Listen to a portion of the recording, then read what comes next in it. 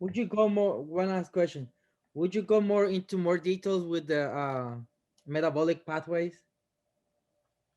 In fact, yeah, on Tuesday, Oh, we are going to be going super deep into the metabolic pathways occurring in the mitochondria as part of cellular respiration. okay. It's not gonna be part of this, like, of this section, right? It's gonna be until Tuesday.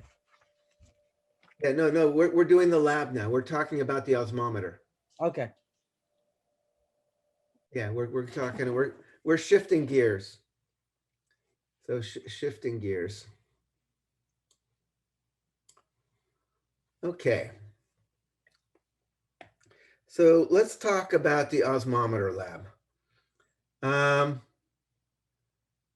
so first, maybe I will start with just a really quick review of kind of rate of diffusion and what affects it. And then we'll get into like how people approached their objectives and hypotheses, and then we'll go into the actual lab itself. Um, I should also check. Did Faith Springer ever show up? Faith Springer. Um, and Gene here, Gene Rogers.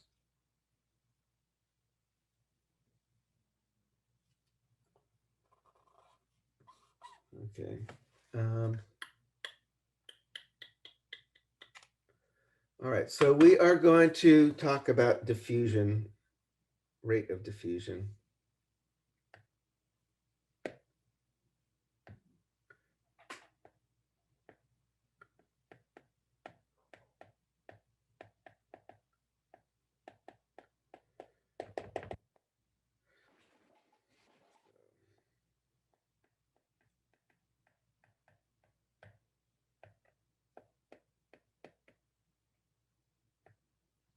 And when you do this little alpha thing like this just means it's proportional to,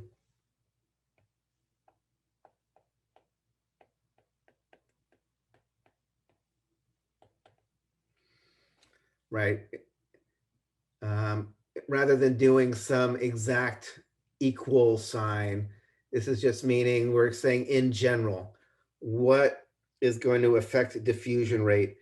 If something is on the top, it's a positive relationship. If it's on the bottom, it's an inverse relationship. So let's talk about all the things that, in rate, again, diffusion, we talked about, you've got more things on one side, less on the other side, and there's a net movement from high to low concentration, right? That's all diffusion is. We talked about that in when I was at lecture, I got into detail about the idea of the little particles making their random walks. So what is going to influence the rate, how fast things are moving from one side to the other? The concentration gradient. Totally.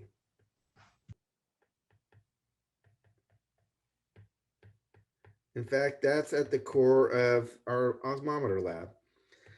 So, and it makes sense if you're thinking about it. The higher the concentration gradient is on one side versus the other, the more likely things try to go that way and can't and just bounce back and start going the other direction. So, this direct relationship between higher the concentration gradient, the faster the diffusion rate. Right, and that's actually should be at the core of everybody's hypothesis today. What other things affect diffusion rate?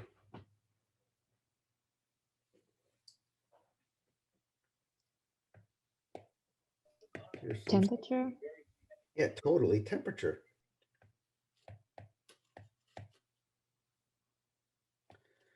Right, because temperature is the energy that these little molecules have. So if you have a higher temperature, they're going to be moving faster.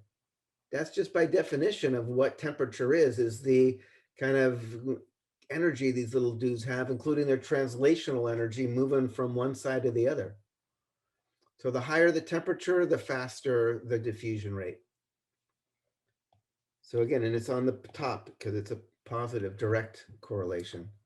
What other things affect diffusion rate?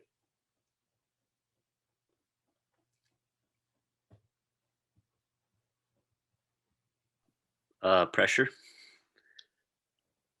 Pressure is, no, pressure is something different. Pressure can force things to move, but we're talking about pure diffusion. What about pH? No, pH isn't really going to affect it either. Okay. Type of solute? So what about the solute? With the size of the solute, no. Yeah, the size of the solute is going to make a difference. So you probably came across this when if you were reading, because we're doing the diffusion demos as well today. So how does the size of, the molecular weight of the solute affect things?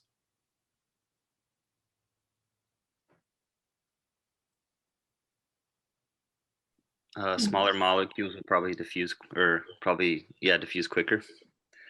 Yeah, exactly. Right. So then where do I put molecular weight, on the top or the bottom? Bottom. Exactly.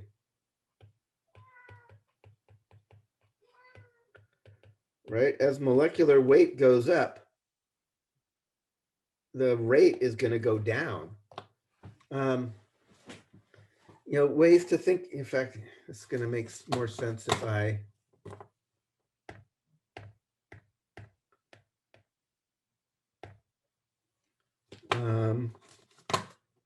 Let's see. I'm going to have to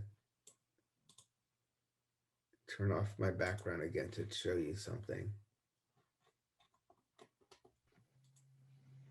So imagine energy. I have my, let's say I have a given amount of energy, one finger flick of energy. Boom, I have one finger flick of energy.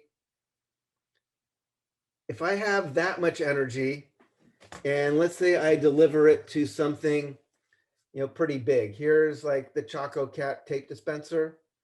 I'm going to give it one finger flick of energy. Doesn't move very far at all. It moves a little bit, but this thing's pretty massive for this amount of energy. The momentum is like mass times velocity for the amount of energy. So one finger flick of energy does not move this very much. Let me take something else that is smaller. Oh, yes.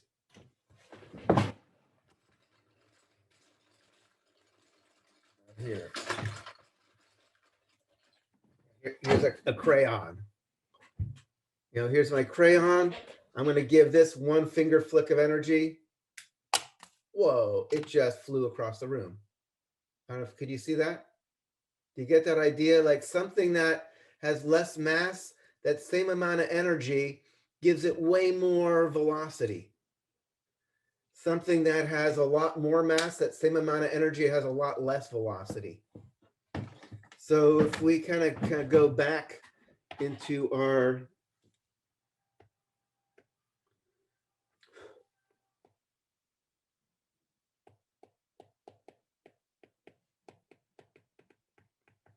rate of diffusion, proportional, we said concentration gradient.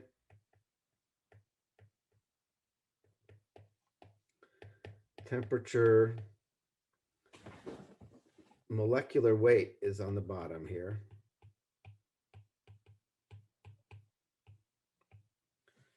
Again, molecular weight is on the bottom because, as you just saw, if you keep increasing the weight, then that same amount of energy is going to result in less velocity. It's not going to be moving as far or fast. What other things affect rate of diffusion? And this is part of our lab. After we do the osmometer, we're doing the demonstrations of diffusion. We're going to actually be playing around with two different compounds, methylene blue and potassium permanganate, that have different molecular weights by a factor of 2, and actually seeing how that affects their rate of diffusion. All right. Polarity. What's that? Would polarity be one that affects the rate of diffusion? No, not really. Okay. Could surface area affect the rate? Yeah, it's a surface area. Like how much, if my diffusion is happening across this much room or this much room, then it's obviously, I mean, this is why you have microvilli. Microvilli increase the surface area because that's going to increase the rate of diffusion and how fast you can absorb things across the cell membrane. So the more surface area you have, the more stuff can move across. You know, and other things, you know, I can put in here like permeability. Like how easy it is for stuff to move across the membrane if we're going across a membrane. So for the first part of our lab, this osmometer, we're mainly going to be thinking about the concentration gradient. But you should always be thinking about, you know, surface area, temperature. And again, we're going to see molecular weight a little later today. This is not exactly it, but there is a famous equation kind of describing the dynamics of diffusion called Fick's law. So this is related to Fick's law. This is not exactly Fick's law, but Fick's law is the kind of classic way people write all these kind of relationship of things that affect the rate of diffusion. So any questions about the kind of basic idea? Rate of diffusion is going to be depending on the concentration gradient, temperature, surface area, molecular weight.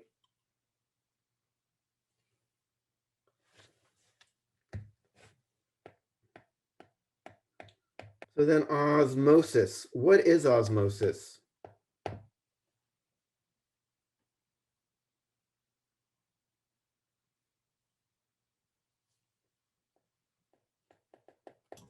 Is the diffusion of water. It's the diffusion of water. And a little bit more. Across a semi-permeable membrane. Yeah, across semi-permeable membrane.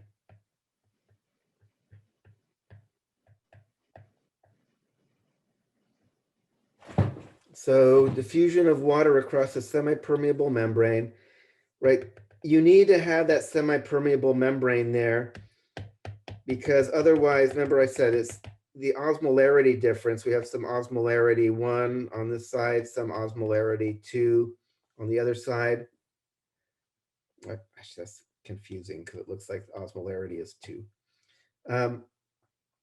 If I did not have my semi-permeable membrane, then the solute would just move across and diffuse.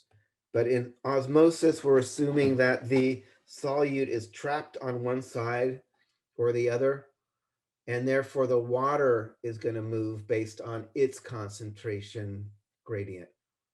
And like I said, the most intuitive way to think about this is the water moves towards the side that has higher osmolarity, more stuff dissolved. But it still is the diffusion of water. So what is going to affect the rate of osmosis?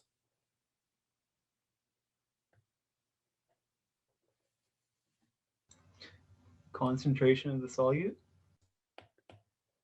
Or I would say the concentration gradient of the water on either side, but then that is going to be determined by also the concentration, the osmolarity, the concentrations of the solutes on either side. So this concentration gradient, since is defining the rate of diffusion, and osmosis is just a specific case of diffusion, the concentration difference, like how much water on one side versus the other, is still going to be the key player in determining the rate of osmosis, how fast the water is moving from one side to the other. So does that make sense? So osmometer then.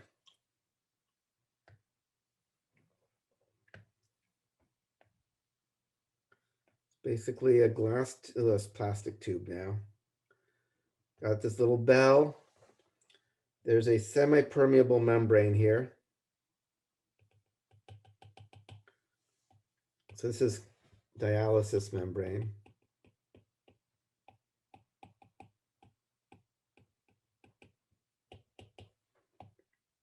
Permeable to water.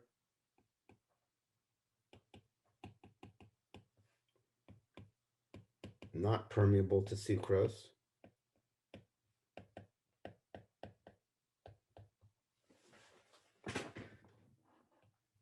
We're going to put some sugar water in here.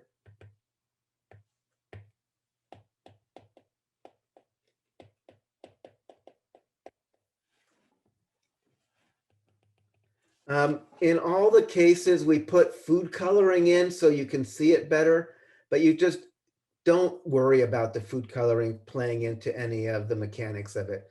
Just it's there purely for visibility. So don't worry about the food coloring. Then we're going to put this in a beaker with distilled water.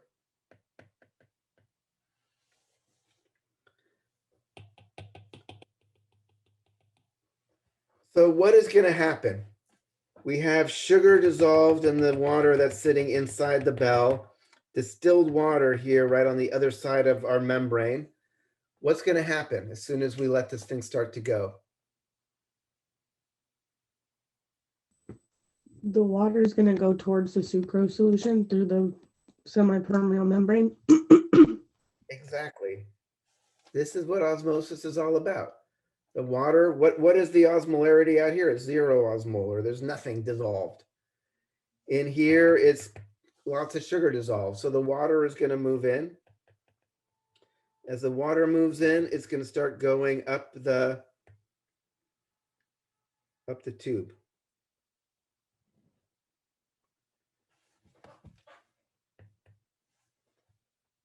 That's how we're going to know that it's happening, because we'll see the water going up the tube. What is going to influence how fast the water is coming in? How fast osmosis is happening? Is it the percentage of the solution or the percent of the sucrose solution? But more, I want more precise. The concentration of it, the concentration gradient. Yeah, remember, concentration gradient is the thing that's affecting the rate of diffusion of whatever, including water and osmosis. So this is where most people, I would say the majority of people, I have that, please revise and rewrite on your hypotheses, because people get a little unclear about what is actually driving the rate, right? So if I have 40% sucrose solution or 20% sucrose solution, it's not the percent of the sucrose solution that is really the main thing. It's the difference. It's 40% has a greater gradient with respect to the water compared to 20%, right? It's not just, right? Because I could have 40% on one side, but then I could have 40% on the other side, and there's no osmosis at all, right? 40% has nothing to do with it intrinsically. 40% is only important because it's a lot higher than 0.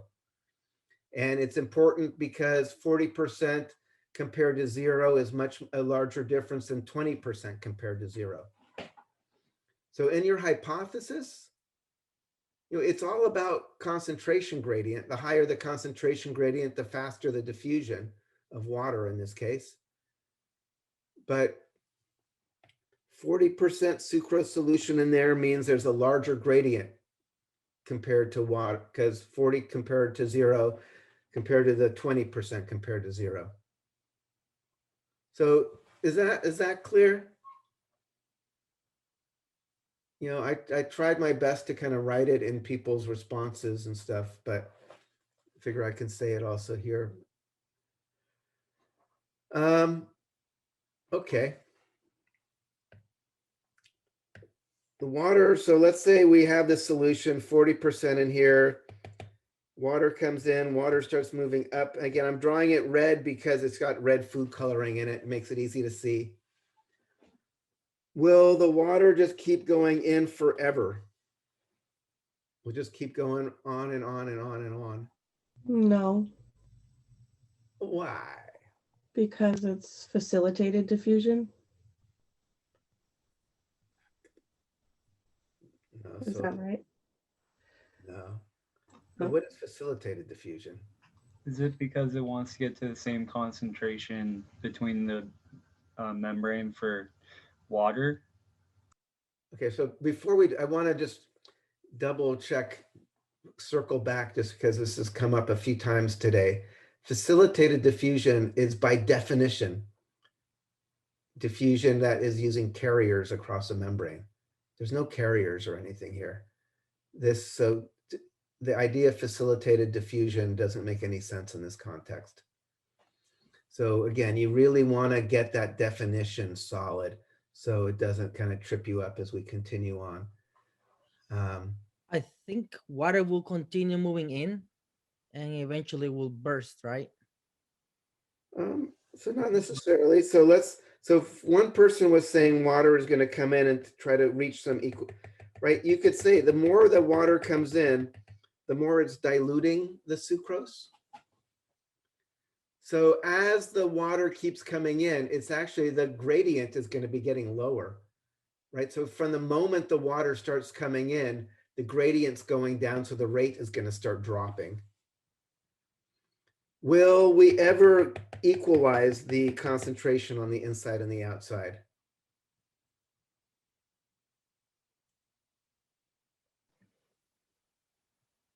I don't think so. No, you can't, right? The outside is always going to be pure water, zero. The inside, no matter how dilute it gets, is always going to have some sugar in there. So it's going to get closer and closer to equal. This is going to get closer and closer to zero as you get more and more and more water, but it's never going to zero. That being said, the gradient is going to be getting less and less, and that is going to influence a slowing down of the diffusion rate or the osmosis rate, as time goes on. What else is going to be at work here as the water starts going up the tube?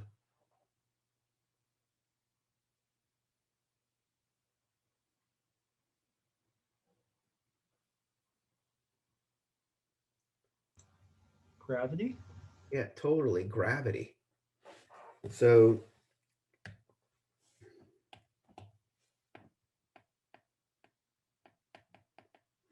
the official word is like the hydrostatic head or hydrostatic pressure. So the more the water goes up, the more the weight of that water is pulling it back down. Right? So at some point, assuming that this tube is tall enough, you are going to hit some osmotic pressure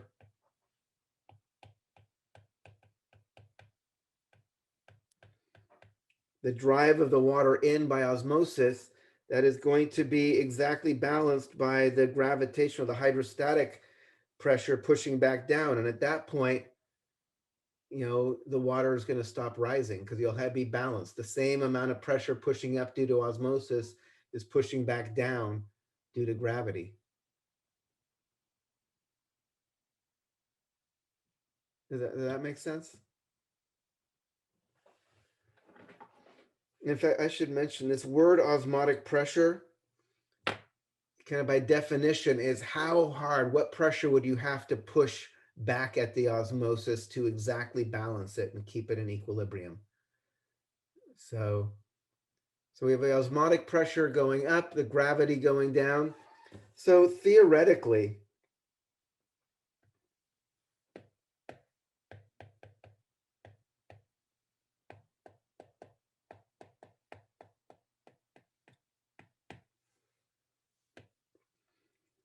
let's say the moment I started it, we have some rate of osmosis. What would I expect over time to see the rate of osmosis doing?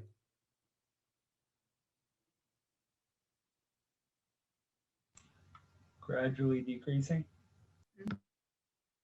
Right? Yeah, because from the moment we start, we got two things fighting us. One is the higher, as soon as it goes up the tube, gravity is pushing back. And as soon as we start water going in the tube, we're diluting the sucrose, so we're lessening the gradient. So we're going to expect something like this. From the moment, whatever it starts at, it should be just going down as time goes on. What would you expect this to look like with 20% versus 40% sucrose in the thing? Let's say this was 20% sucrose. What would 40% sucrose look like?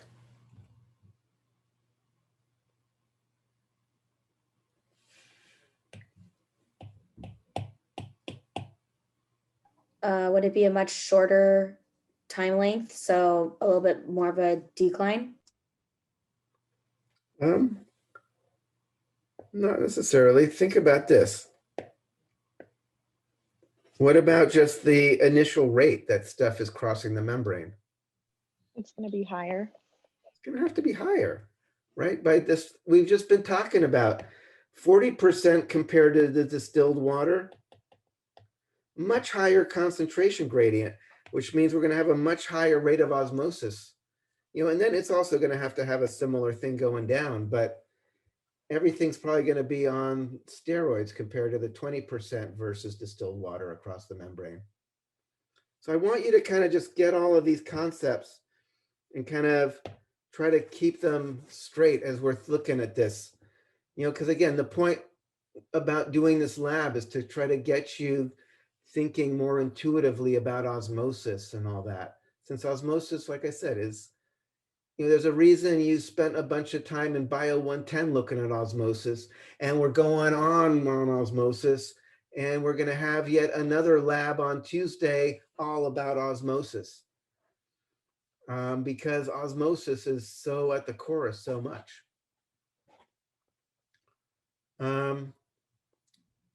So questions about this basic setup here?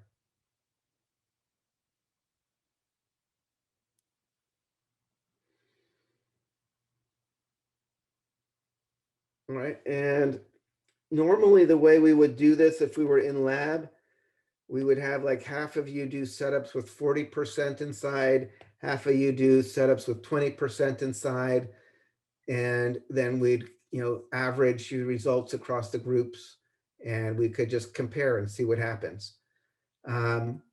Instead, how we're going to do this is, as you're going to get used to, you're going to get to watch me and Tina and Becky do this, and you'll get some data. But before we do that, objectives and hypotheses. Just kind of reiterate. Again, what is the objective for today's lab?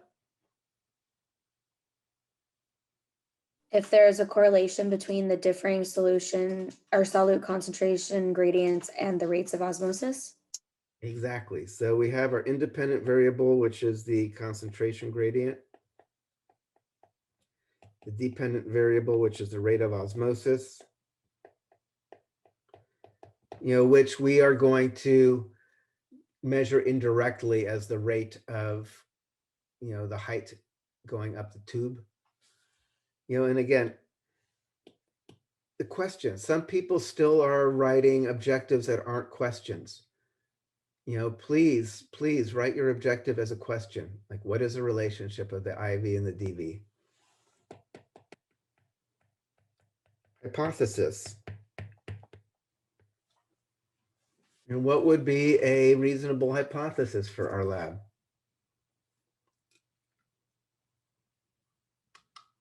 Like, in a nutshell, this is a pretty easy one, if your language is precise.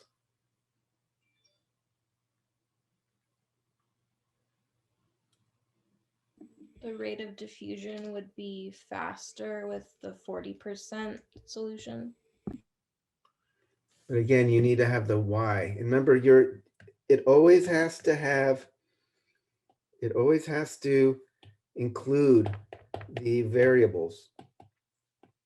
So that's one of the things to remember is your hypothesis. In fact, some people put all sorts of stuff in their hypothesis that were not even part of our experiment, like surface area and things like that, right? You only want to just say, it's like our question is independent variable and dependent variable.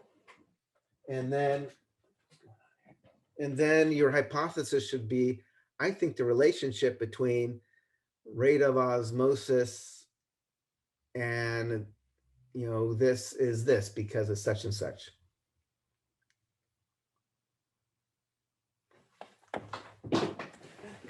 So what would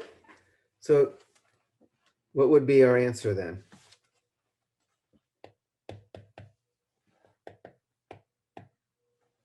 Or answer, what would be our hypothesis?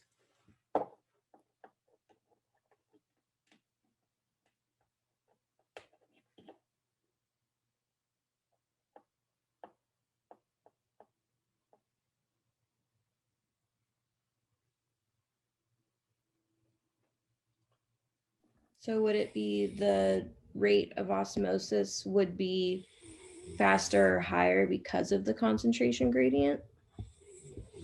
And if you were going to specifically, since we're looking specifically at the 20% and the 40%, what are we going to expect to find? That the 40% would have the faster rate of osmosis because of the higher concentration or the difference between the concentration gradients, like 0 and 40. Yeah, exactly. So you'd want to do something, specifically 0 to 40 is a much higher gradient than 0 to 20. And therefore you're going to expect that to be a faster rate. So I want to, because a lot of people I'm not sure whether there's a confusion or whether it's just kind of unclear in how they're communicating, but kind of conflating the idea of 40% sucrose with the gradient across the membrane. Like what's really important is 40% sucrose inside, 0% outside, and there being a really large gradient that is driving osmosis. So I want to make sure that you get precise in the language, that the 40% is going to have a faster rate because you have a much higher gradient with respect to the distilled water if you have 40 inside versus water compared to 20% versus water. Does that make sense? It's about really making sure you understand that gradient. It's a change, the difference. Again, I could have 40% on both sides and nothing moves. 40% in and of itself isn't buying you anything. 40% is only important because 40% is a lot of sugar compared to 0, creating a large gradient. That makes sense? Okie dokie. One last thing before we actually get into the actual experiment. I am writing here, dialysis membrane, permeable to H2O, not permeable to sucrose. How do you know that I'm not just making that up and lying to you? It's like, haha, they believe me. What evidence do you have that sucrose cannot cross the membrane in this picture? Isn't it a big molecule? Color. But dialysis membrane works by having holes, so small Smaller, bigger things. It depends. Different dialysis membrane can actually be designed to let different kinds of things through based on size. The color, So say it again. the color of the water. Remember I said the color, no, ignore the color. The color is purely just to see things.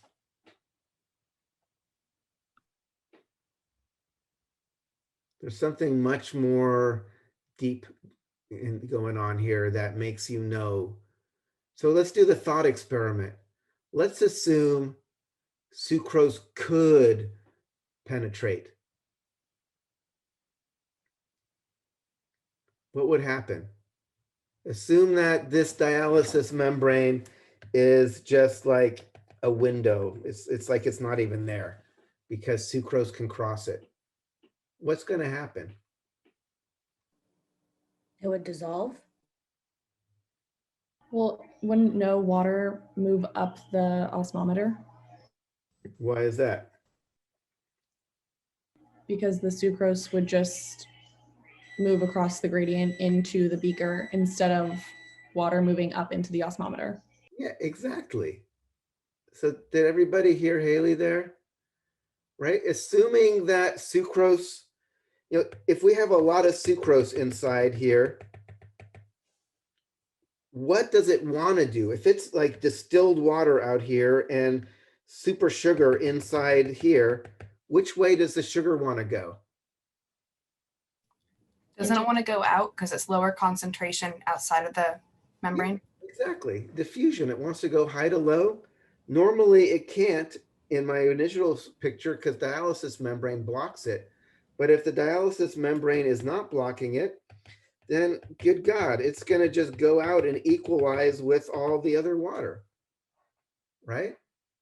Sugar wants to leave the thistle tube, and normal, you know, if the dialysis membrane allows it, it will.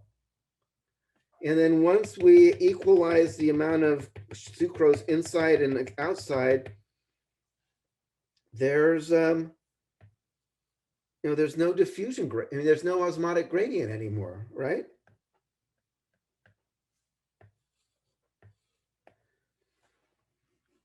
Right, if it's balanced, the same amount of sucrose inside and outside because the sucrose just diffused out of into the beaker, if there's no difference on the two sides, there's no osmotic gradient and we're not going to have any water going up the tube. Right, so the fact that there was water going up the tube is telling us like, oh, we actually must be locking the sucrose inside because otherwise there wouldn't be any osmotic pressure to make the water go up the tube. Does that make sense? Okay. So if that doesn't, revisit that. And if it still isn't making sense, ask me. I'll be here on office hours. I really want that to make sense to you. I want to make sure you understand why we know from the fact that osmosis is occurring that the dialysis membrane is impermeable to sucrose. Okay.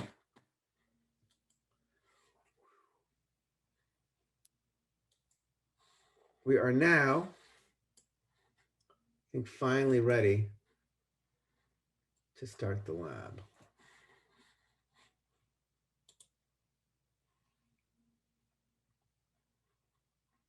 I'm going modules. Okay, I'm gonna, let's see, I'm noticing there's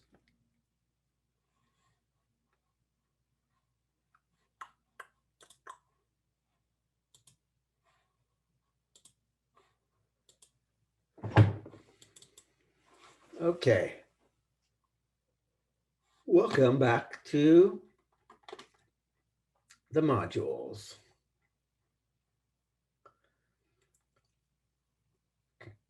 All right, so we are now in osmometer lab doing, again, in quotes, because again, it still kind of breaks my heart. You're not actually doing the osmometer lab, but in your mind's eye, you're doing it. In fact, and I will publish. This is the turn in for this thing, which again, a couple of weeks from now. Most of you guys are being good about keeping up with doing the lab, turning in the lab write-ups. If you are one of the few people who have not been, please, I promise you, I'll still give you most of the credit if you turn it in late, but if you just keep waiting too long, it's just going to be a hole you can't dig yourself out of, and it will affect your grade.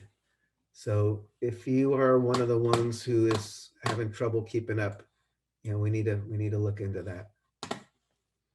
Okay, doing diffusion demos. Oh, no, that's not. We're doing that second. Sorry about that. Doo-be-doo. Will we talk about sources of variability for this? Oh yeah, we can. So what are some sources of variability?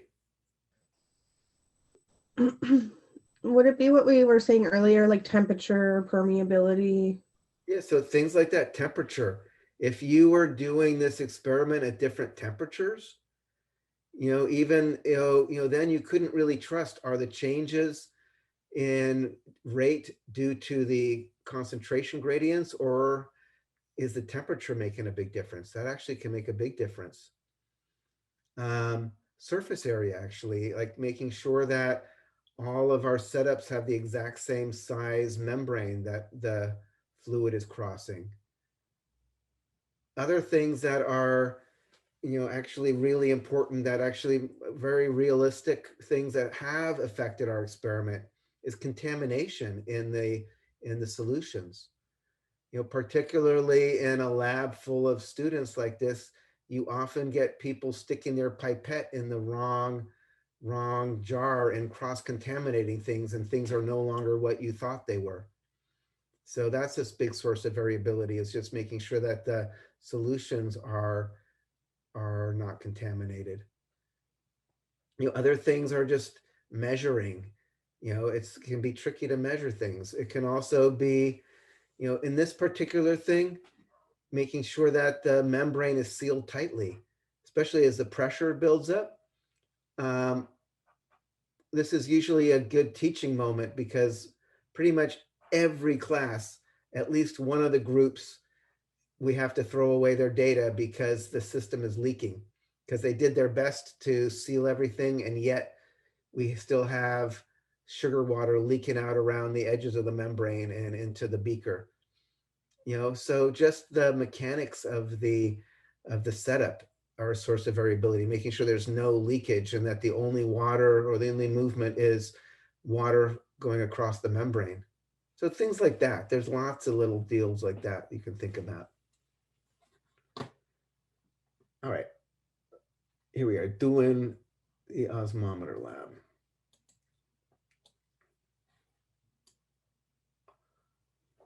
All right, so this is the setup is gonna be take a little while to go through. Right, so this is like about 9 minutes.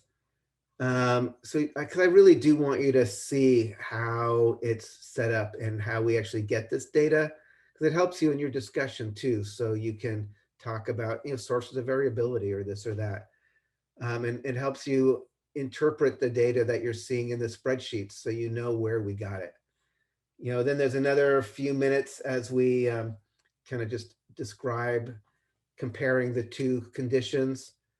And then I'll just basically give you the data and we'll move on to the next part. So here we go. Sit back, buckle up, and you get to watch me assemble an osmometer and yap at you for 9 minutes. So here we go. This is the osmometer lab. And for this lab, we're going to be measuring the rate of osmosis under different conditions. And to do that, we're going to need an instrument called an osmometer. So the osmometer is actually super simple. Osmosis. Osmosis is just diffusion of water across a semi-permeable membrane. So if we're going to have osmosis going on, we need a semi-permeable membrane. That's this stuff right here. This is called dialysis tubing. Actually, it looks like tape, but if you kind of massage it between your fingers, it actually opens up and becomes a tube. And then we're actually gonna take this tube and we can like snip it and across the bottom to make a smaller part and up the side so we can kind of open it up. And basically now I have a sheet of this dialysis membrane. And this dialysis membrane is basically a plastic that has tiny little pores in it that will allow water to freely pass, but will block the passage of large molecules such as sucrose, which is going to be the thing we're looking at today. We're going to have different concentrations of sucrose solution, which is sugar water. And with the sugar water in this membrane, the water can move across from one side to the other, but the sugar molecules are trapped on whichever side they're at already. So we're going to take this. I have kind of a prettier one that I already cut up here. And I've got my little square of dialysis membrane. Then the other part of this is going to be a thistle tube.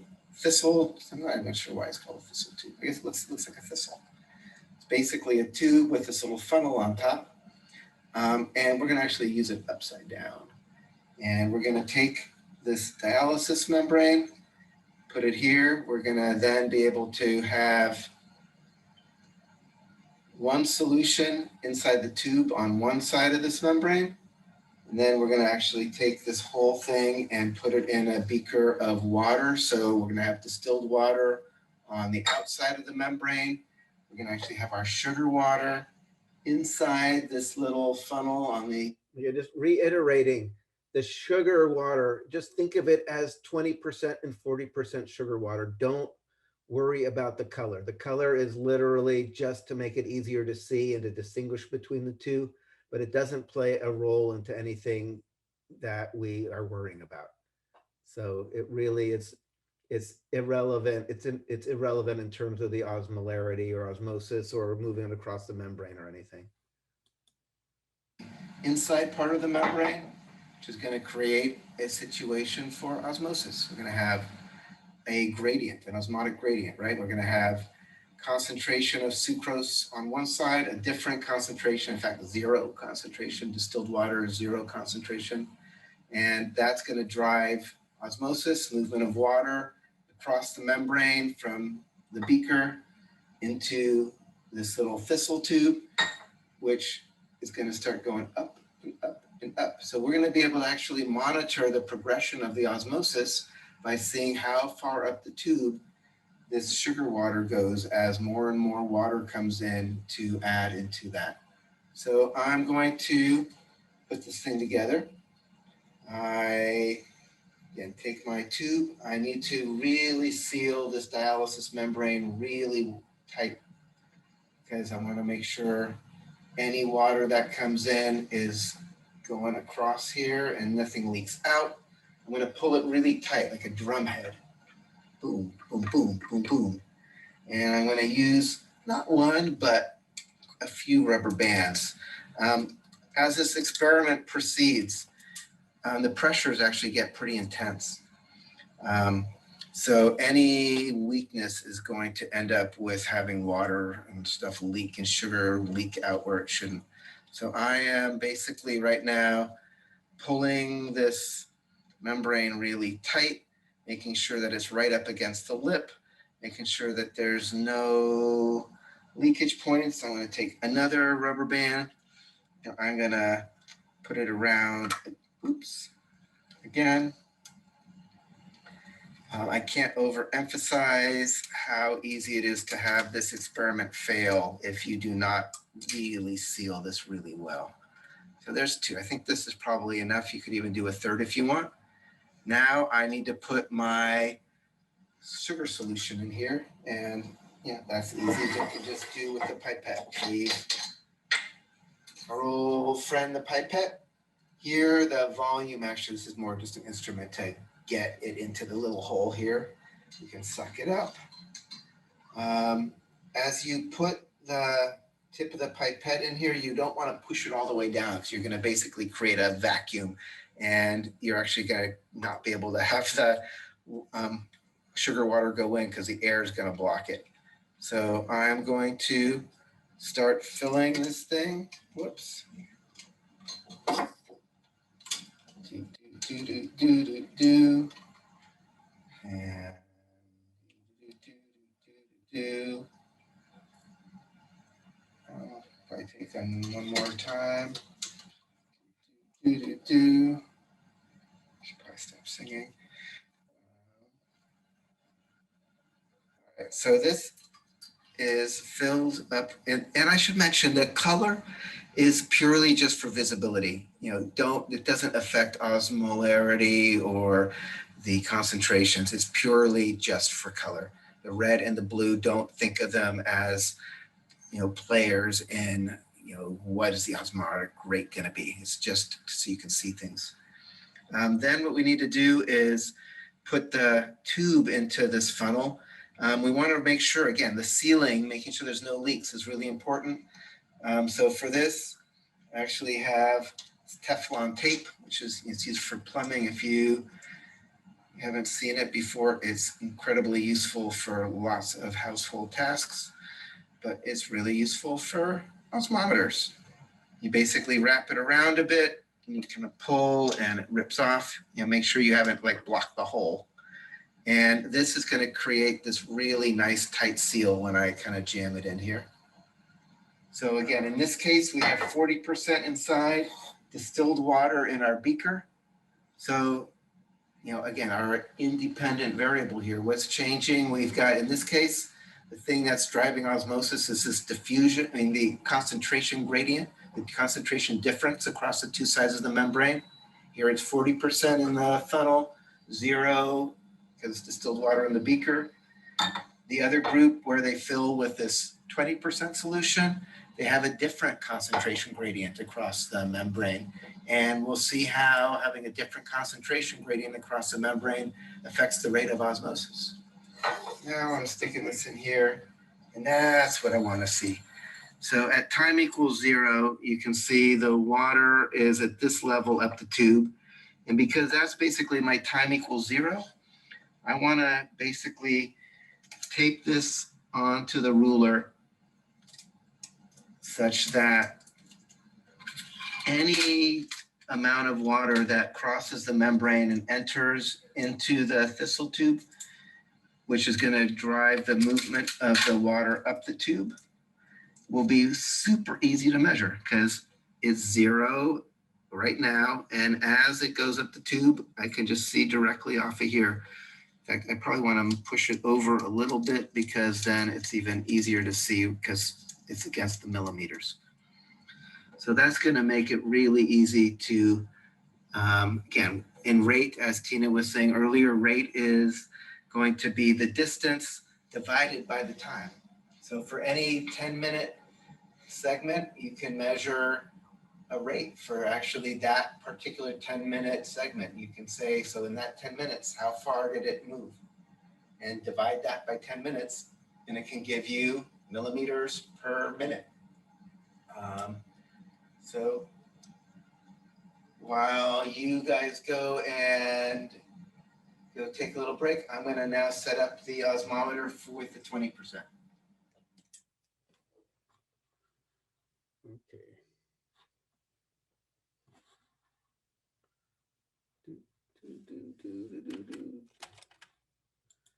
So any questions about just the basic setup there?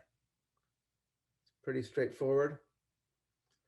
So you can see, so then what I'm going to do now is I'll show you the next screen, which just kind of shows the comparison, and then we'll talk about the data. So Okay, there we go. Thanks. About that. These two osmometers set up. And this one, they're identical except for the solution that is inside the actual little funnel. This has the 40% sucrose. This has the 20% sucrose. And again, that sets up a condition where we have two different concentration gradients across that dialysis membrane. In this case, it's 40% on the inside, 0 on the outside. In this case, 20% on the inside, 0 on the outside. So we have like twice as strong of a gradient. We're going to see how that affects osmotic rate. And again, that's going to be reflected as water enters in. It's going to start rising up. These are both at 0 right now. And I've just set my timer here. So at 10 minutes, I'm going to be able to see the height in both of these. At 20 minutes, at 30 minutes, at 40 minutes, at 50. So it's 10 minutes, and now I want to just do my readings here. And again, don't worry, you don't have to write this down. This is just more showing you how we took the measurements. So don't worry about the actual measurement here. And here I can see the 40% has gone up quite a bit, actually. We're about 1.8 centimeters or 18 millimeters above 0. Remember, it was at 0 when we were at time equals 0. Over here, we are much less height gained. We're only about, I'd say like 8.5 millimeters. So, you know, I write that down in my data. I actually have my lab book open, put that down, and then keep the experiment going and take the next data points at 20 minutes, and again at 30 minutes, and at 40 minutes. And that's the data that you're going to be seeing in the spreadsheet that we supplied for you is, you know, groups, you know, more than one group, because doing one experiment once doesn't really tell you really if it's a consistent result, or maybe it's like just a one-off thing that happened. But if you do the same experiment again and again and you get similar results, or you have many people doing the same experiment all at the same time and all getting similar results, then you can start believing that your results are actually telling you something important. So, you know, we wouldn't just, you know, this would be suggestive if we saw these two results and compared them. But if we had a number of different groups all doing this at the same time and looked at the trends across all those groups, and if there were similar things happening, you know, then you start getting rid of the noise and looking in at the true processes that are underneath it all. Okay. All right. So, all right. Yeah. So that idea of repeatability is actually an important one in scientific method, right? Whenever you check something out, you know, we talk about anecdotal data, like that's what happened once, I saw it, but like, is it something that is actually of deeper importance, or was that just kind of like, oh, that just happened that time? You know, if you do the same thing again and again and keep getting the same results, then you like, oh, this is worth paying attention to. So that is how we got the data. I can show you the data now, actually. Yeah, again, sorry about that little hiccup there. So here's the videos, and then right below that is just the link to another Excel spreadsheet.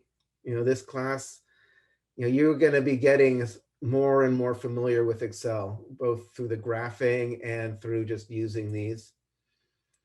So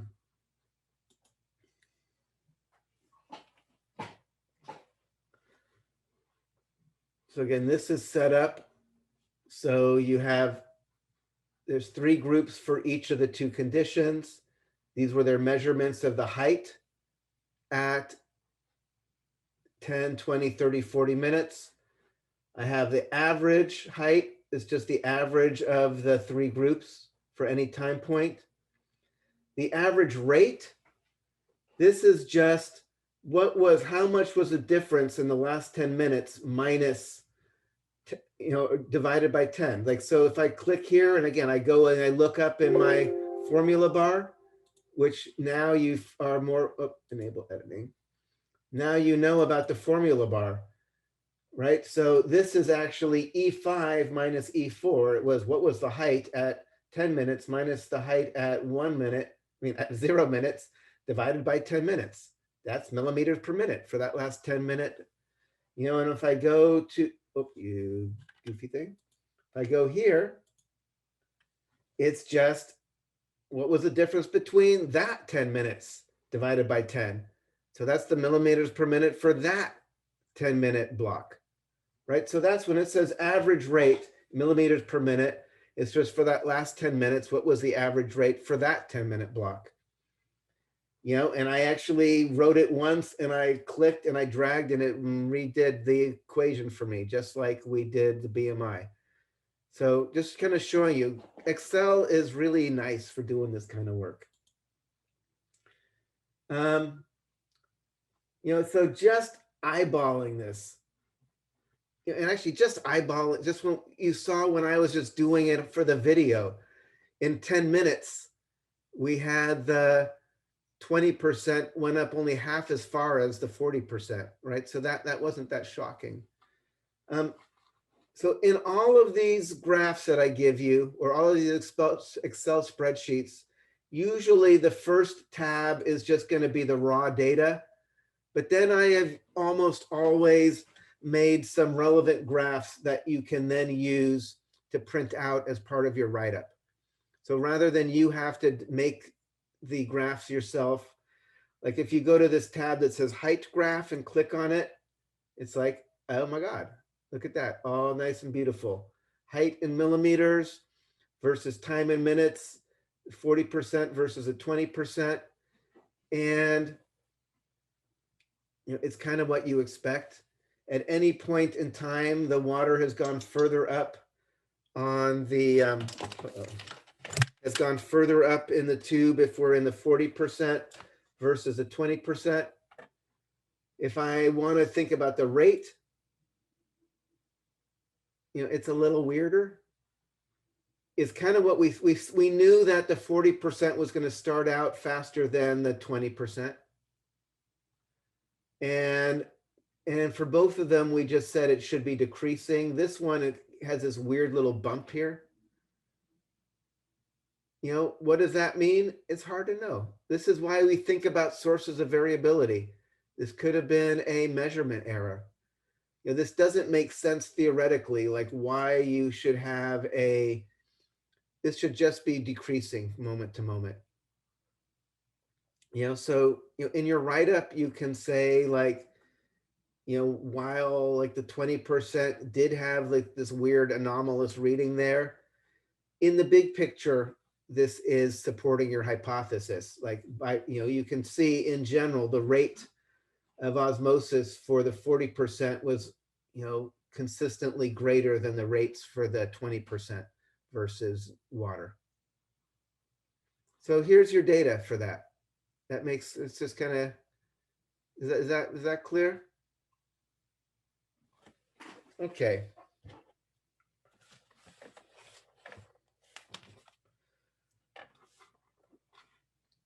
You know, and then like for your write-up for this, it's just going to be basically, you know, you've hopefully, you know, some of you have already got a nice objective hypothesis. Some of you will have to clean it up a bit. You put the data in there. You've got some figures. You got like a nice figure 1 and figure 2 with the height and with the rate. And then just talk about how does this data support your hypothesis? You know, talk about the weirdnesses too, you know. And so that's, you know, and then again, that's just another one of these write-ups. The other thing we're going to do today that is just a couple of more things to give you more insight into diffusion and osmosis, and also going to set us up so we can think about writing up our hypotheses for Tuesday's lab, is this demonstrations of diffusion.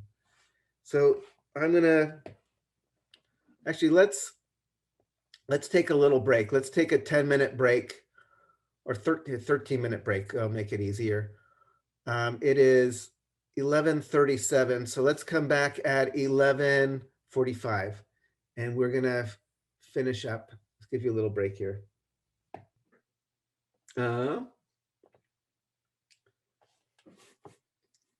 Let's see. All right, what we're going to do now is this part of the lab, which we call the diffusion demos. And we can't really do it like it's in the lab book because it involves like putting things onto a microscope slide and looking at them under the microscope. So instead I'm gonna like have you watch little videos and describe what you're watching in the videos. So let's talk about this briefly.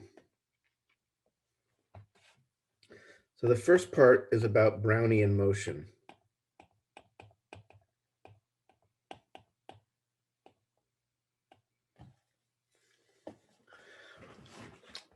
So does anybody know what Brownian motion is? Has someone like read about it or?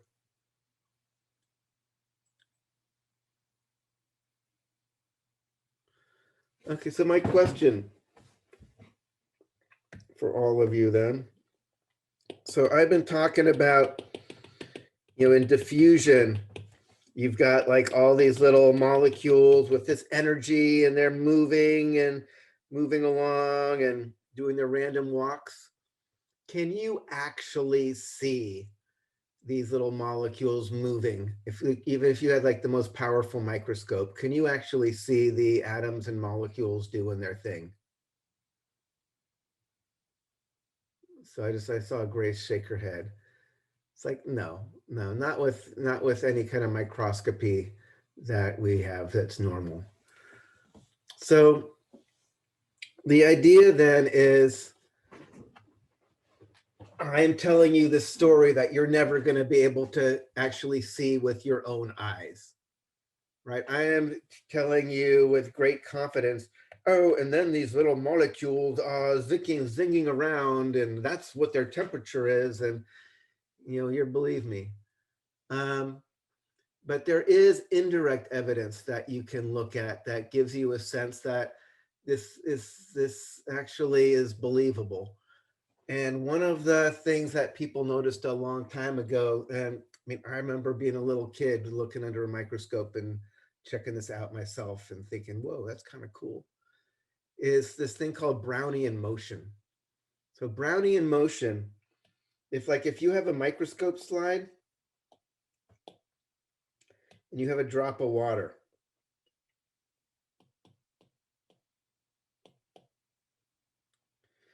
you can assume that this is a whole bunch of H2Os connected up with hydrogen bonds, wiggling and jiggling and doing everything, but you can't see it. It just looks like a water drop.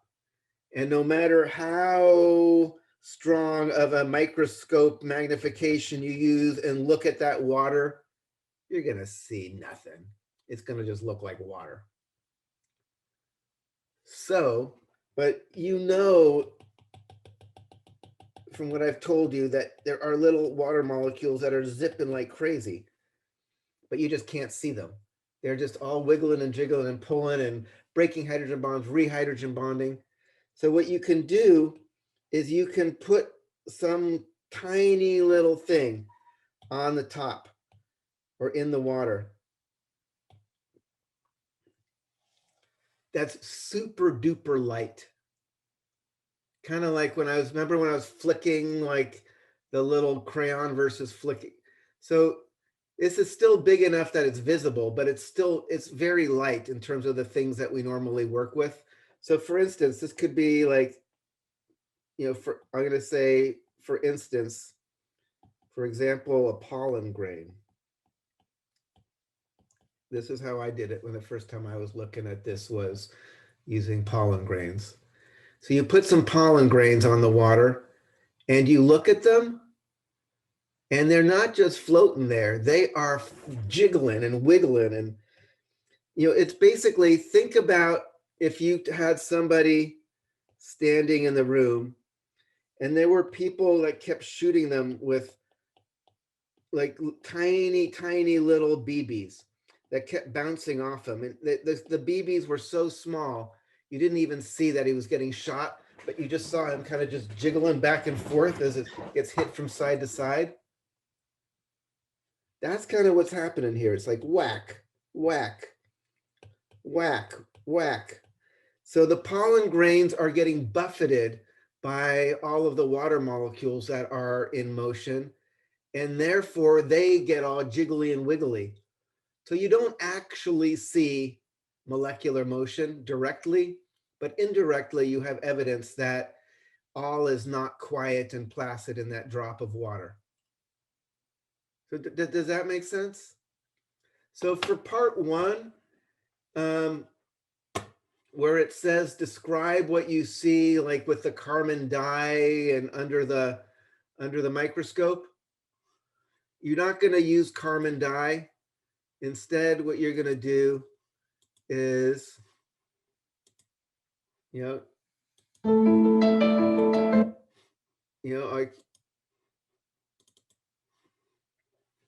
had, this is just in the module there.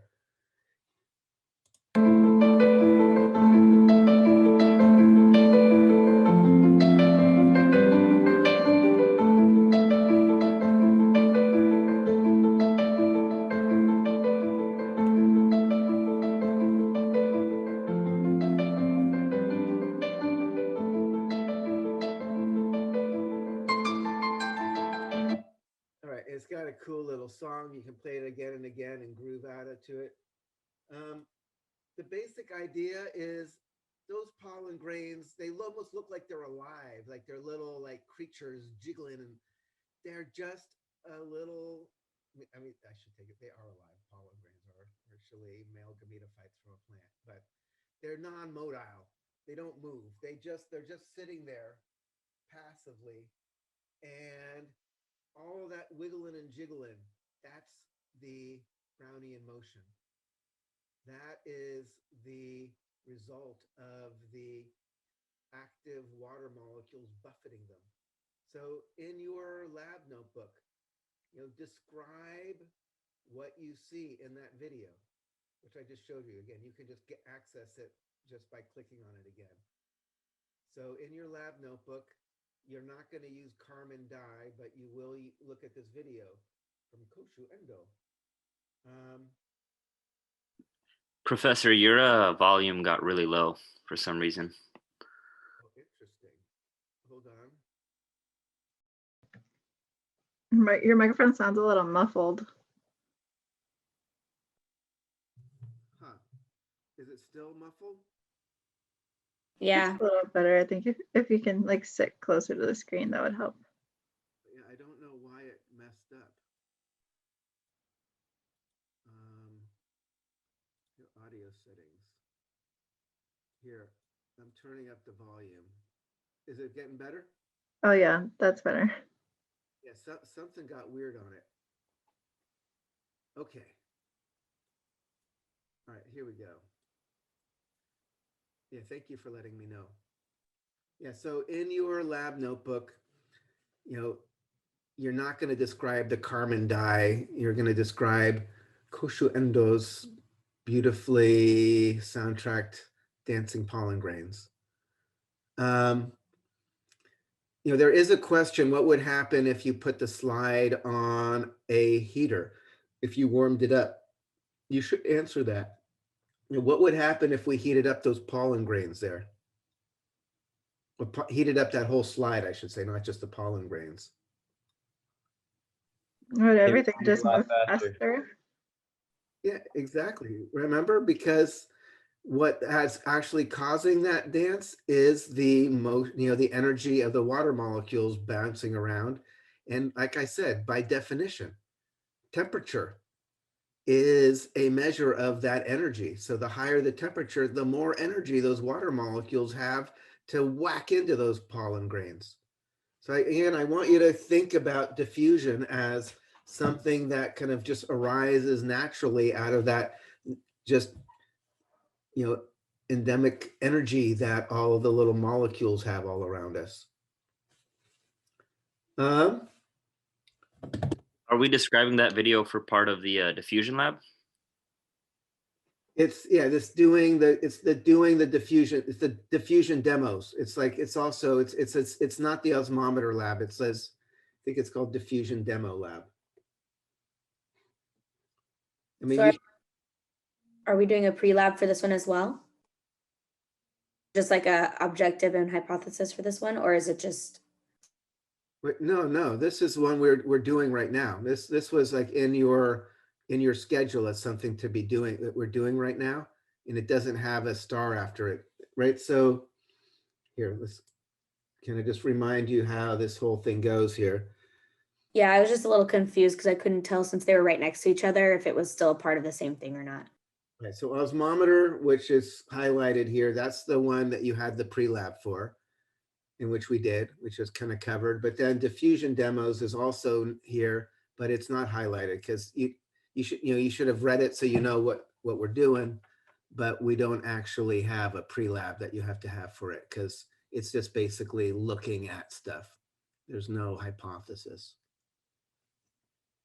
So Do you still want us to cut out the different like procedures for the diffusion demonstrations, or do you want us just to answer the questions and like kind of preface it? if you want full credit for the labs, you always have to have the procedures in there, right?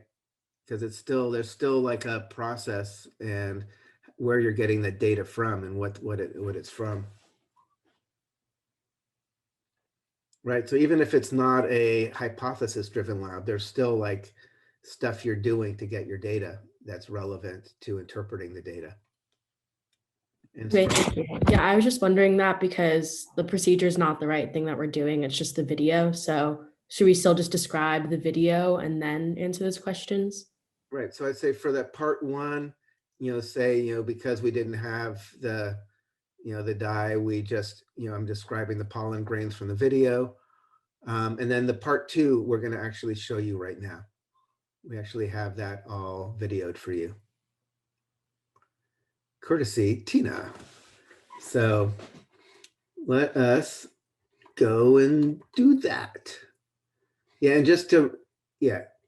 and for next Tuesday, this fluid balance in RBCs, that one actually has a pretty involved hypothesis, like a 9-part hypothesis.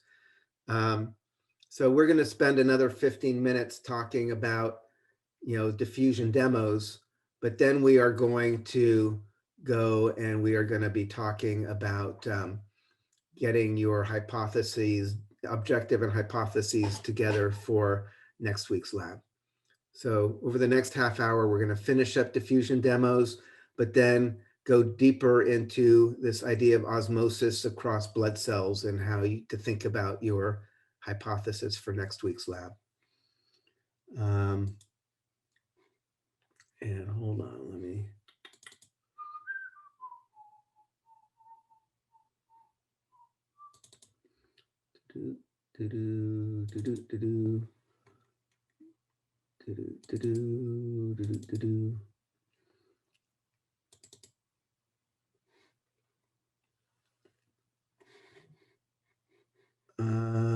Okie dokie.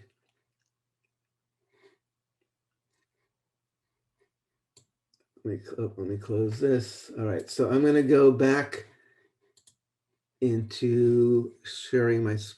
Oh, I am sharing the screen here. Okay, good. Let's go to modules.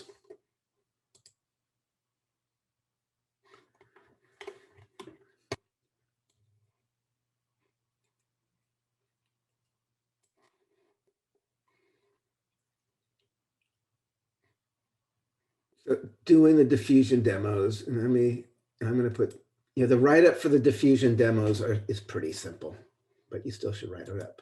So doing the diffusion demos, again, we just saw the pollen grains doing their dance, Brownian motion. Again, are you actually seeing molecules move here? No, you can't see molecules. You can't see individual molecules. You are seeing secondhand indirect evidence that the molecules are, bashing into it. All right. This next part.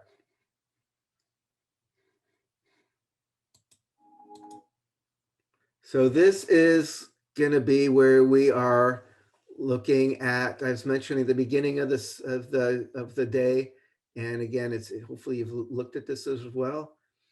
we are going to just look at diffusion, but with some molecule that's twice as heavy as the other molecule. You know, what are you going to expect about the rate of diffusion with methylene blue, which weighs twice as much as potassium permanganate?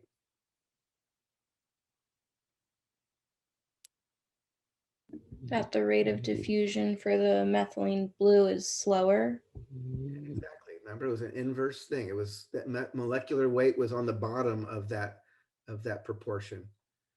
So the higher the molecular weight, the slower it goes. So let's see if maybe we can see some direct evidence of this. And here we go.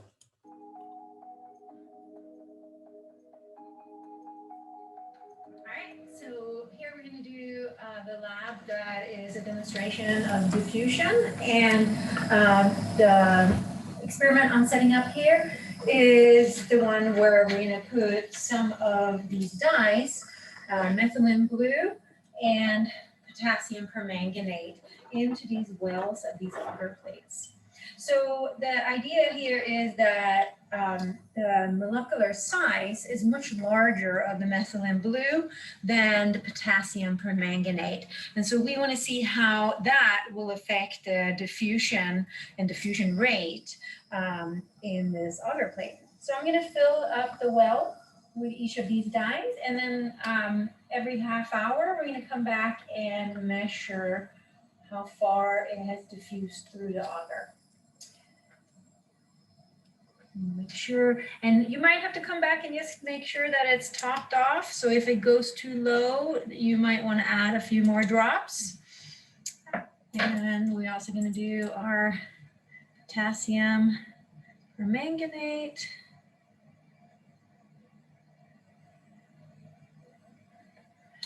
And when you measure after a half hour, of course, we're going to use the metric system. So we're going to use the millimeters or centimeters. And each time you want to measure from the edge of the well out to the edge of wherever the dye has diffused out to. So of course, this is time 0 and it hasn't diffused at all. So our distance is going to be 0. And then we'll come back in a half hour.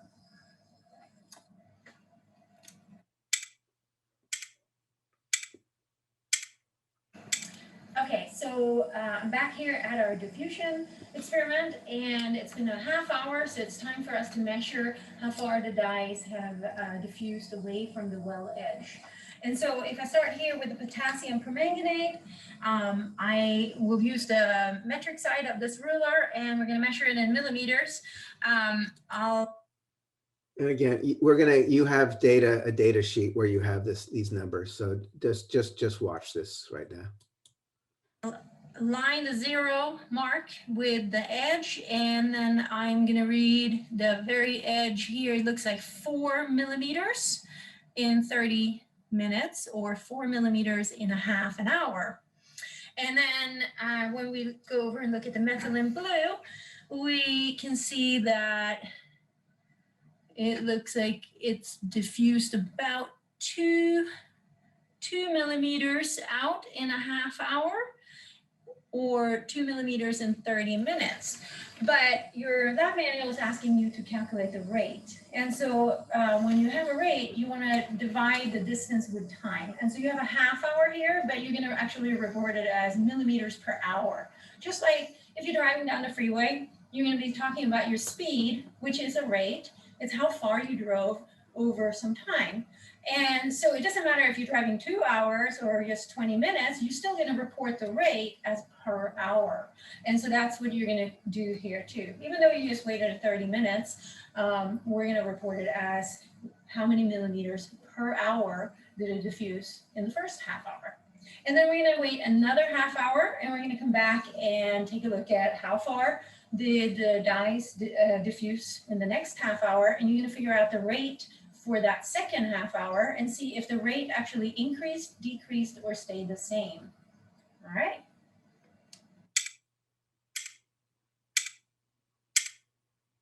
All right, so we're here at our diffusion experiment, and we're going to do our time after 1 hour time point measurements. And so I'm just gonna use the ruler again and measure from the edge of the well. And in this case, it looks like 7 millimeters for the potassium permanganate and 4 millimeters for the methylene blue. And so I also want to mention that we're using auger because if we were to put it into water, you would have convection forces mixing the dye around, and auger is a stationary molecular structure. So we're not going to get any convection, messing with our experiment. All right, so we're going to let this sit for another half hour and get our final reading after 1.5 hours.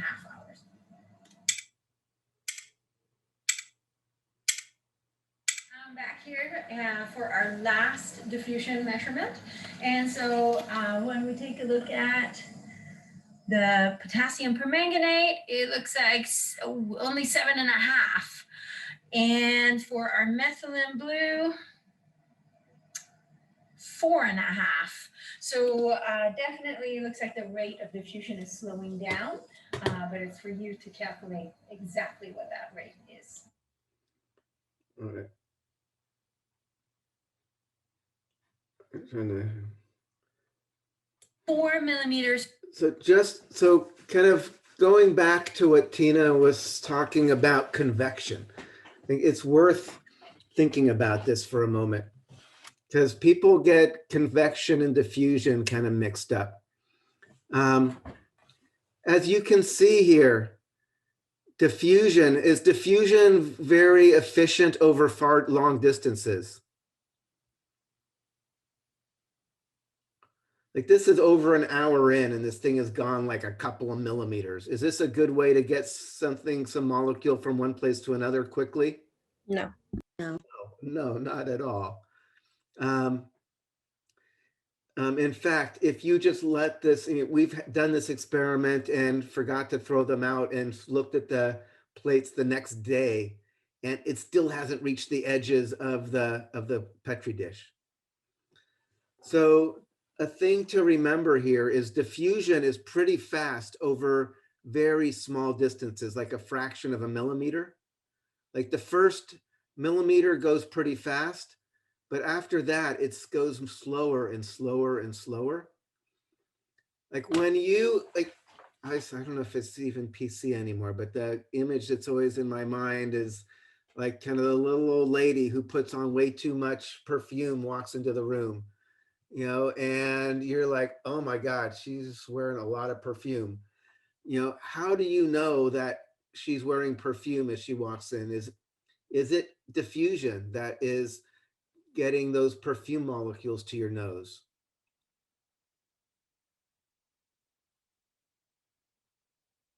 Now, what is it?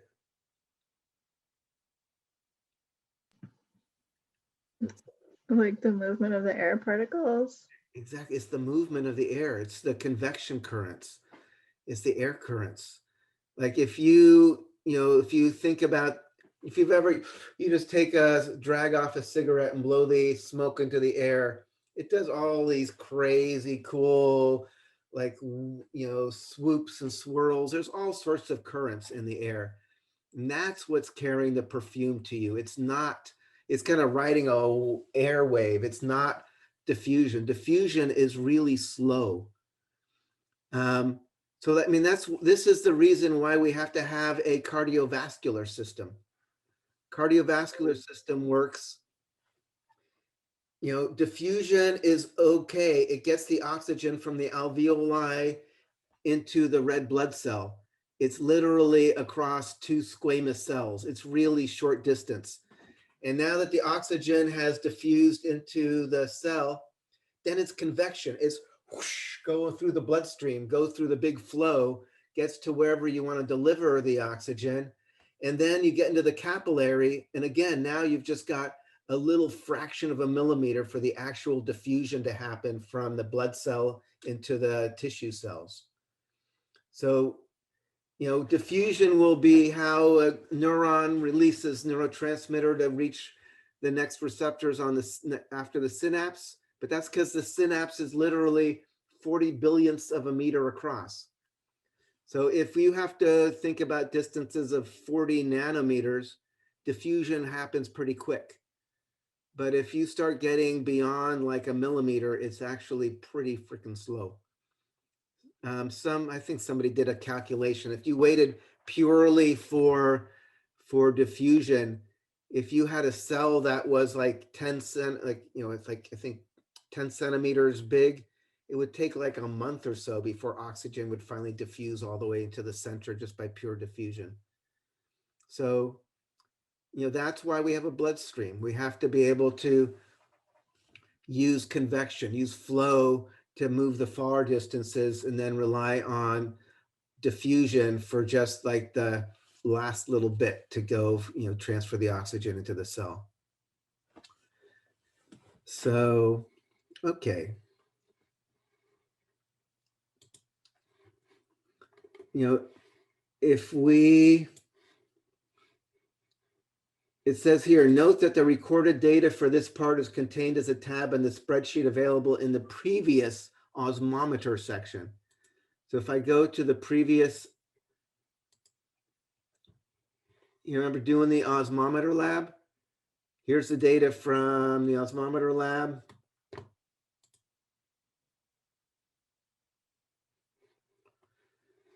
This should look familiar to you. And if you look on the second tab here, it's like, oh my God, agar diffusion. There it is. So you can see methylene blue, potassium permanganate, how far it went at half an hour, 1 hour, the average rate. You know, and this you could either use as numbers and just compare them. If you wanted to make a little graph, it's really easy. You guys know how to make a graph with 2 dots on it. So the data for the agar is right here. So that's all this diffusion demo thing is. It's looking at Brownian motion, you know, looking at Brownian motion so you get a real sense of, oh yeah, molecules are in motion. That's why diffusion works. And then this thing with the molecular weight, you can see makes a difference, as well as I like doing the agar plate thing just to give you a real sense that diffusion, pure diffusion, really is slow as soon as you start covering far distances. So you get more of an intuition there. So any questions about any of the labs?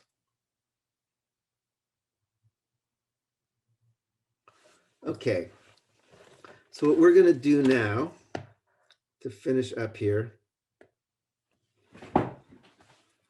Okay. Thinking about pre-lab for Tuesday. So the Tuesday's lab is still more about osmosis, but instead of using fake membranes and we're going to actually use we would have used actual blood cells. So we're not going to, you're going to watch, and in fact, up to a few years ago, we would rotate which instructor actually got stuck and used their own blood for this lab. Although there's just kind of silly things. We are now using cow blood for the lab. We'll talk about why that makes some differences. But the basic idea is we're going to take blood cells.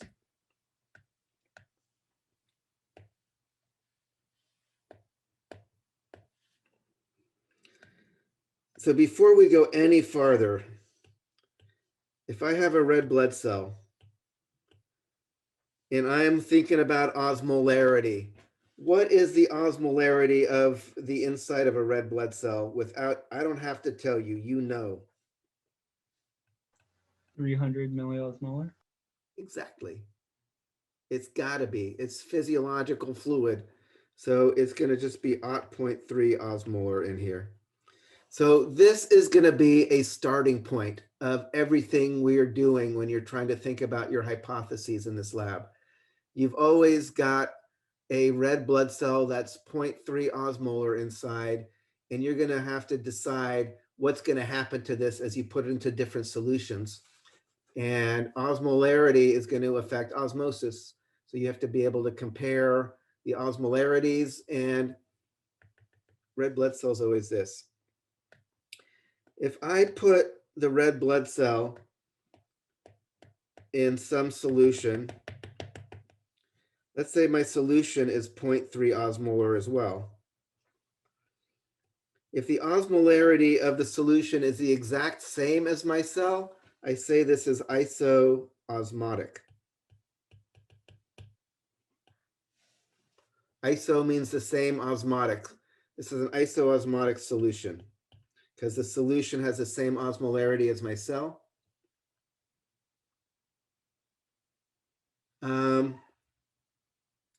Another possibility is I could put my RBC. What's this actually?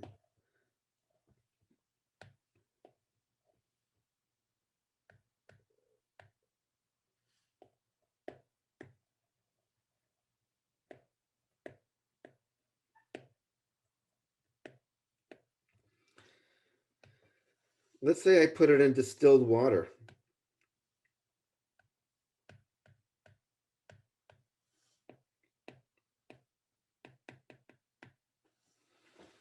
What is the osmolarity of the outs of the solution going to be compared to my red blood cell?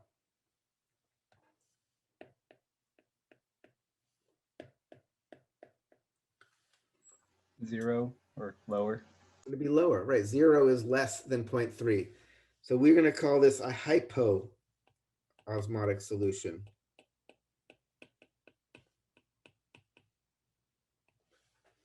Hypo, below, like hypodermic goes down below your dermis.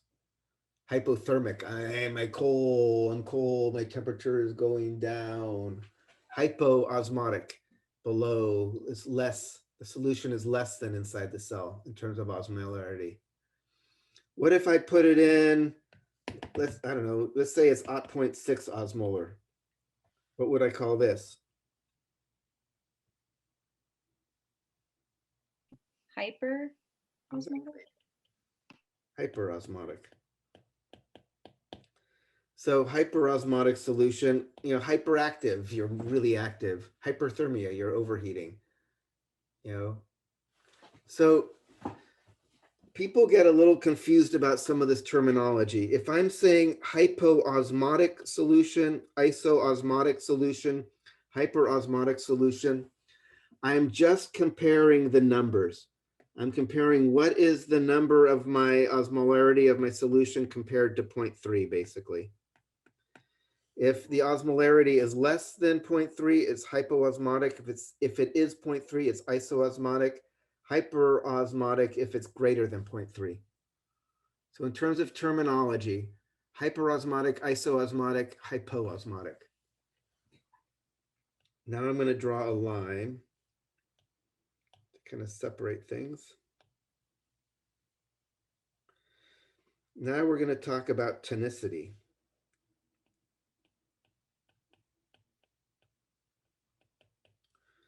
Tonicity is more about, it means kind of like pressure. Which way does water move?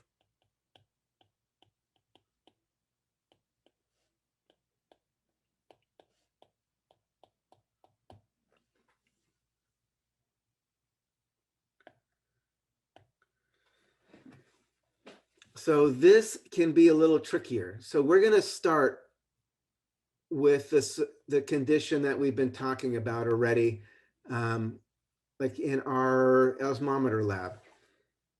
In our osmometer lab, we were saying, can sucrose cross the membrane? No. No. So we would say that, sucrose was non-penetrating. It could not cross. So let's assume non-penetrating solutes.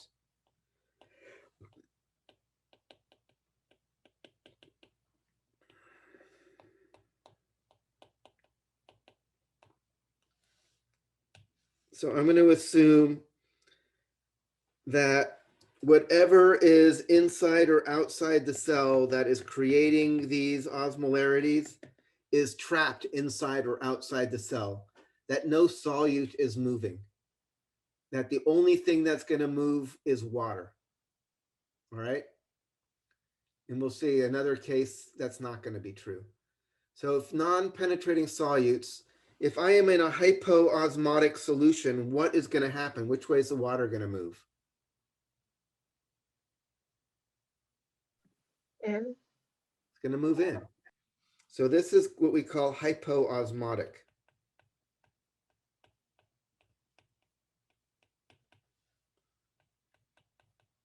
H2O enters the cell.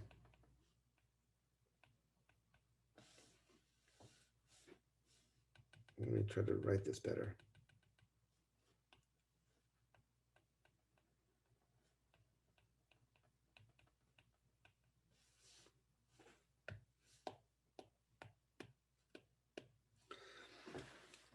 And minimally, the cell is going to start inflating. If enough water comes in, what's going to happen? It's going to burst. It'll burst. If it bursts, it's called hemolysis. Is that what happens when people drink too much water? That's going to be something different. That's going to be about diluting the ion concentrations and stuff and messing with the electrical potentials. Oh, okay. But we will talk about that, but it's not going to be as relevant to this. So hemolysis, the cells can actually pop. And we're going to be able to see that in our lab. If we take, basically, I can just show you briefly. We're going to take a test tube, put some solution in it, put some blood in it, and then we're going to centrifuge.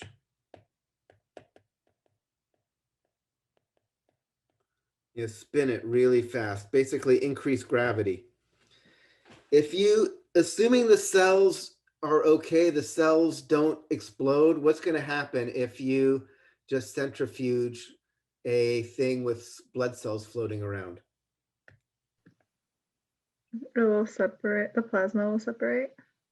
Yeah, and it's not even just plasma, it's just whatever stuff you were floating the blood in. You'll get a pellet. That's assuming they didn't explode. Then you'll just see the blood will all get pulled to the bottom. However, if the cells exploded, then all the hemoglobin that's inside the cells stays in solution. Hemoglobin is small enough that it never settles out. It's just going to go and dissolve in the water. So if this thing actually ends up having hemolysis happen,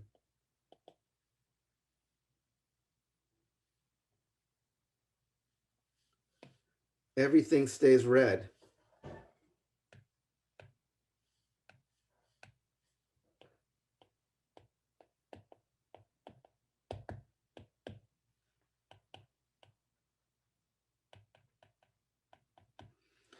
So we have a way that we're going to be able to check, just with this easy visual way. We put the cells in some solution and we spin them down. If the cells did not explode, they're just going to get pulled to the bottom. If the cells exploded, the hemoglobin is going to stay in solution even after you've spun it, and you'll be able to see that with the bright red supernatant. We call this the supernatant.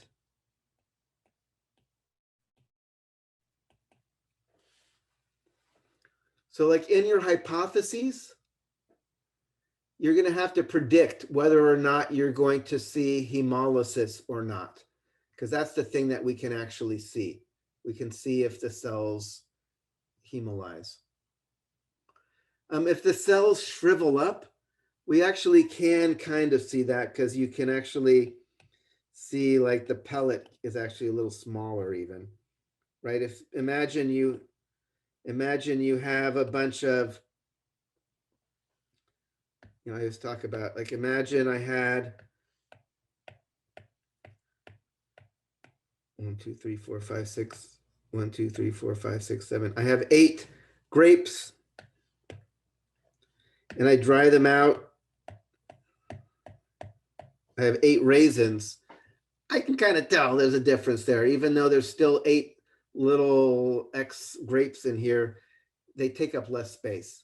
So if I am looking at cells that have lost water and shriveled up, you can usually notice that the pellet's a little smaller. So back to where we were.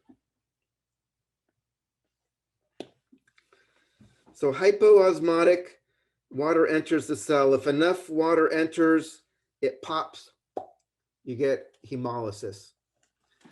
In this hyperosmotic solution, which way is the water going to go? If it's 0.6 outside and 0.3 inside? Out of the cell. It's going to leave. We call that hypertonic.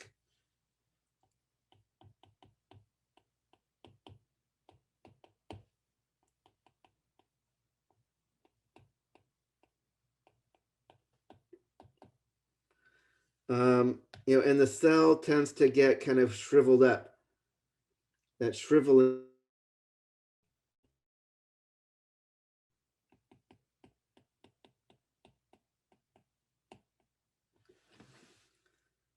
Right, so if we're in a hypertonic solution, our cells will crenate. They're not going to explode. Instead, they'll turn into little raisins. If I am in a hypo, nobody stopped me. I totally spazzed on you all.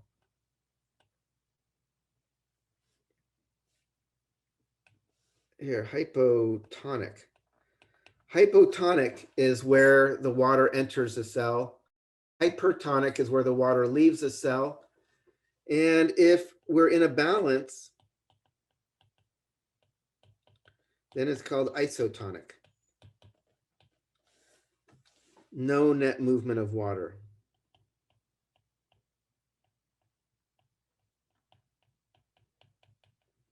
It doesn't mean that there is no water moving in or out, but it does mean that you need to, that there's no, it's not going to inflate or deflate. There's no net movement of water coming in or out.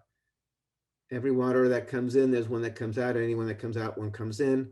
So isotonic is this balance, right? That's why we wanted that, 0.9% saline, because it is isotonic with your blood cells. So your blood cells are happy. They don't inflate. There's no hemolysis. There's no crenation, right? Does that make sense?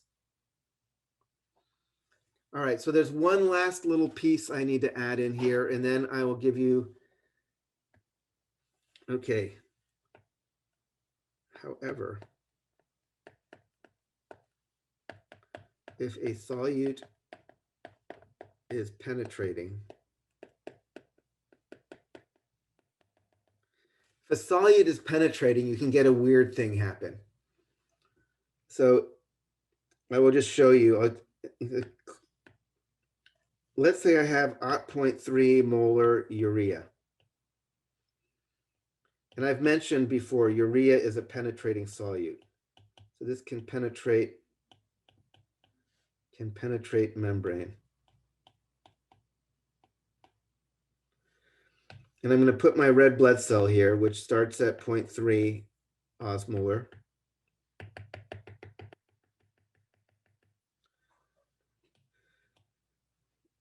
So what is the osmolarity of 0.3 molar urea? It doesn't dissociate or anything, I'll tell you. It's just a covalently bonded little molecule. It'd be 0.3. 0.3 osmolar. So it's the same osmolarity inside and out. So this would be called isoosmotic. Isoosmotic solution. But, you know, back here we said, oh, isoosmotic was isotonic, but that was like assuming, like I said, assuming non-penetrating solutes. But now we have this penetrating solute, something weird's going to happen. So the first instant that it's in here, everything is cool, right? Osmolarity is balanced inside and out. Water is not going to move. But what's going to happen as soon as time starts moving forward? Like, and also you should assume there's no urea in the cell. The cell is full of salts and this and that and proteins, but no urea. So if I have a bunch of urea out here and there's no urea in the cell, which way does urea want to go? Inside the cell? Yeah, it wants to go into the cell, follow its diffusion gradient. And the big difference from the last case is it can. Urea wants to, and it does go in. So the urea starts entering the cell. And it starts adding to whatever is already in the cell. So what's happening to the osmolarity in the cell? It's going to increase? Yeah, the osmolarity is going to start going up because we have now more stuff dissolved in there than before. So now we're no longer in balance. What's the water going to do?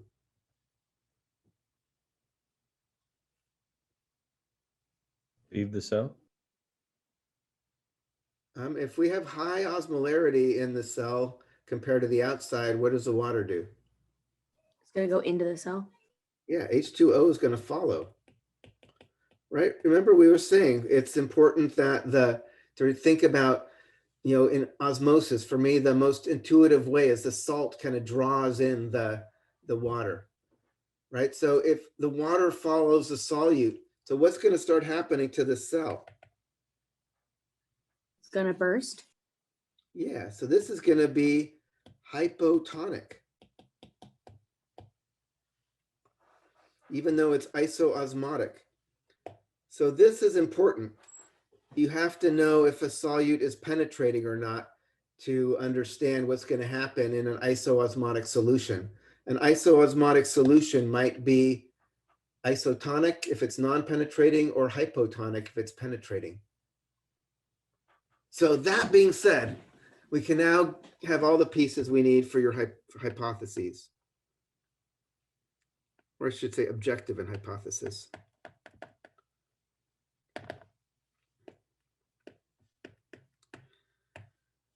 So independent variable, we're just going to be using a variety of different solutions. So variety of solutions varied by,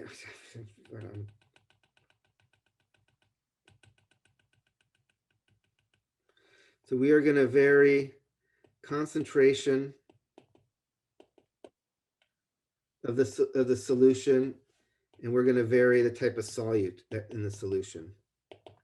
So that's our independent variable. We're going to put red blood cells in different kinds of solutions of varying concentrations and varying solutes. In fact, our dependent variable is, you know, what happens to the cell.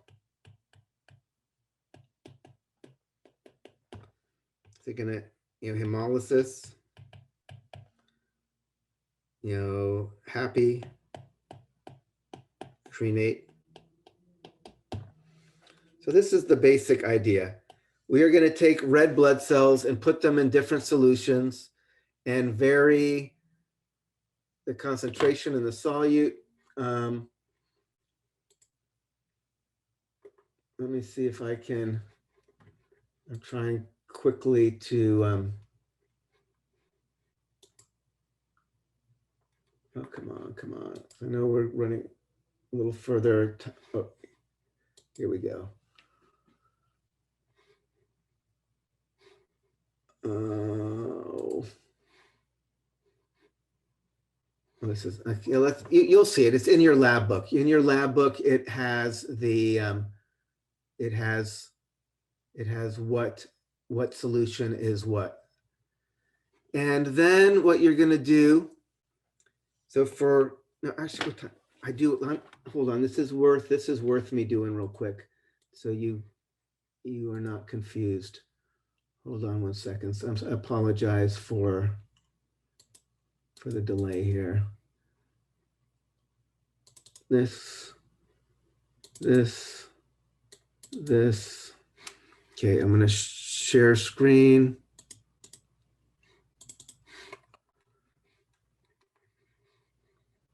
View.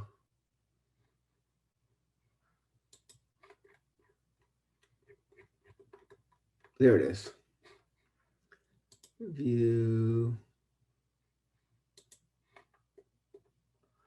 So right here, you can see it says test tube 1 distilled water, test tube 2 0.5 molar NaCl, test tube 3 0.1 molar NaCl. It just has each of the different, but some of them have ammonium chloride, some have sucrose, some have urea. So there is a variety of, can I zoom this? Zoom. Right? Different concentrations, different solutes. So if you want to know, make a prediction, you have to predict for each of these tubes what you're going to find. So for each tube, you have to make a prediction what's going to happen. There are two things you need to think about.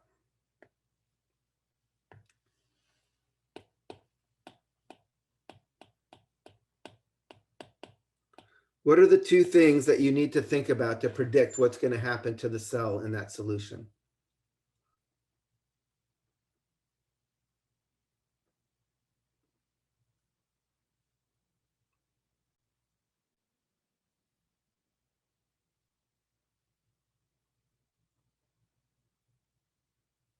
Anybody? I have a red blood cell. Look at the solute. So one is I'm going to have to think about the solute. Is it penetrating or non-penetrating? The concentration. And then, and not quite, you're super close, not exactly concentration. What more important than just pure concentration? Osmolarity? Yeah, the osmolarity. And what do I want to think about the osmolarity? What do I want to compare it to?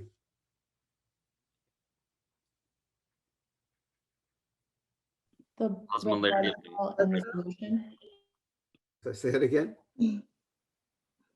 The blood cell. Yeah, and which is what? So we're looking at the gradient. No. What osmolarity do I have to compare the solution to? That would be 0.3. Osmolarity would be the red blood cell. Exactly. I need to compare to 0.3. Right? If I am below 0.3, I am in hypoosmotic. If I'm at 0.3, I'm isoosmotic. If I'm above 0.3, I am hyperosmotic. And then knowing that, if it's non-penetrating, hyperosmotic is hypotonic, isoosmotic is isotonic, and hypoosmotic is hypotonic. If it is penetrating, then we got that weirdness where we can have isoosmotic, although hypotonic. Right, so if we did like a, calculate solution osmolarity, and this is going to depend on whether it dissociates or not. You're going to have to use the molarity and then understand the relationship, and then, osmolarity solution, greater, less than, or equal to 0.3. In which case it's going to be three possibilities. It can be hyper, hypo, like iso, hypo. And again, iso, is it penetrating or non-penetrating? And that can give you two different possibilities of what happens. You know, if it's a hypotonic solution, what's going to happen to the cell probably?